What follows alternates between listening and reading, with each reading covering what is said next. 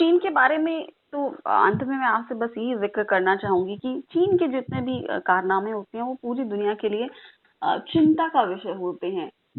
चाहे वो अपने पड़ोसी देशों को आँखें दिखाने की बात करता हो, चाहे उनकी जो टेरिटरी है उस पर उसकी सीमा को लांघता हो, चाहे वो उसकी जो भी एक्टिविटीज़ होती हैं, चाहे साउथ चाइना सी की बात करें या और भी टेरिटरीज़ की बात करें, चाहे हिमालय की बात करें, पहाड़ियों पर वो जिस तरह भारत है या आस-पास के जितने भी पड़ोसी देश हैं या वेस्टर्न कंट्रीज़ भी हैं या अमेरिका से ज़्यादा आगे बढ़ के खुद को ताकतवर साबित करना चाहता है। तो वो इसी स्ट्रैटेजी पे काम कर रहा है कि वो अपने आप को एक दुनिया का सबसे ताकतवर देश साबित करे। तो ऐसे में जो चीन की कम्युनिस्ट पार्टी है, उसके बारे में जिस तरह हमने ज़िक्र किया कि कम्युनिस्ट पार्टी ऑफ चाइना है, उसका चीन का मतलब कम्युनिस्ट पार्टी ऑफ चाइना है। तो ऐसे में किस दिशा की ओर चीन बढ़ रहा है और हमें किस तरह से चीन को समझना चाहिए, जैसे आपने लंबा समय बिताया चीन में, तो आपने समझा तब के समय और अब के समय में चीन की जो महत्वाकांक्षाएं हैं, आकांक्षाएं हैं, जो उसके रिलेशन है दूसरी कंट्रीज के साथ, उसमें बहुत बदलाव आया है।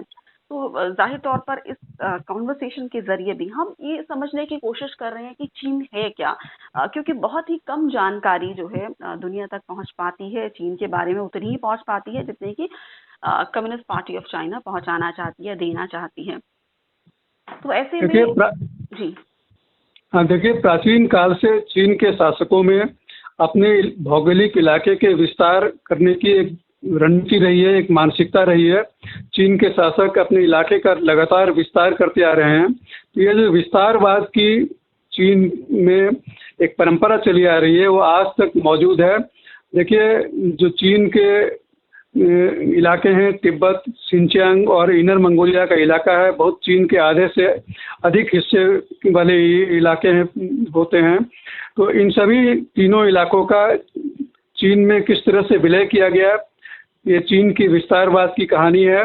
चीन ने अपने भौगोलिक इलाके के विस्तार के लिए 17वीं और 18वीं सदी में इन इलाकों पर कब्जा किया। इन इलाकों पर पहले सांस्कृतिक संबंध स्थापित करके, फिर राजनीतिक संबंध स्थापित करके इन इलाकों को अपने प्रभुत्व में कर लिया।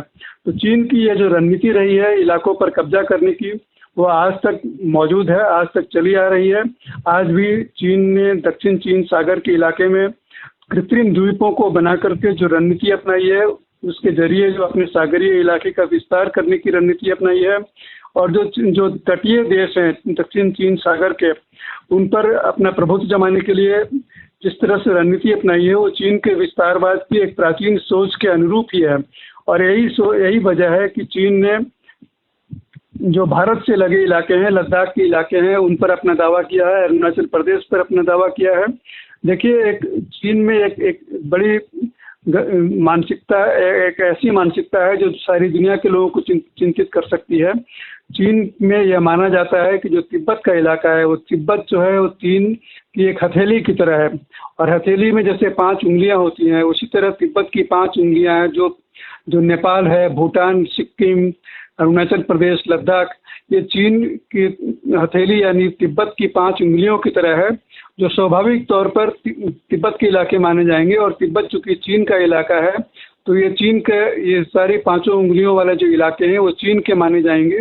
तो चीन इस तरह से अपने इलाके को देखता है कि जहाँ तक उसका सांस्कृतिक प्रभाव रहा है, जहाँ तक उसका राजनीतिक प्रभाव बन चुका है, वे सभी इलाके अब चीन के होने चाहिए।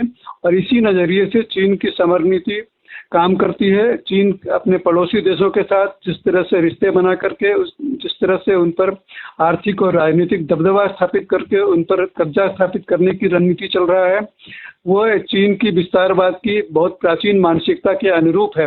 देखिए कि इसकी एक मिसाल है, अभी श्रीलंका में जिस तरह से बंदरगाहों पर अधिकार जमा करके चीन के लोग वहाँ पर रहने लगे हैं। चीन ने वहाँ पर एक बड़ा पोर्ट सिटी प्रोजेक्ट बनाया है, एक बहुत बड़ा शहर चीन बनाने जा रहा है वहाँ पर, और इस पूरे शहर पर चीन का कब्जा होगा। चीन के लोग वहाँ रहेंगे, वहाँ उस इलाके में श्रीलंका के लोग भी नहीं जा सकेंगे। तो धीरे धीरे चीन की जो यह विस्तारवादी रणनीति है, वो भारत के पड़ोस तक किस तरह से फैलती जा रही है। वह एक मिसाल के तौर पर है कि चीन अपनी विस्तारवाद को किस तरह से लागू कर रहा है। यही एक मानसिकता चीन की है जो सारी दुनिया को चिंतित करती है, भारत को भी चिंतित कर रही है।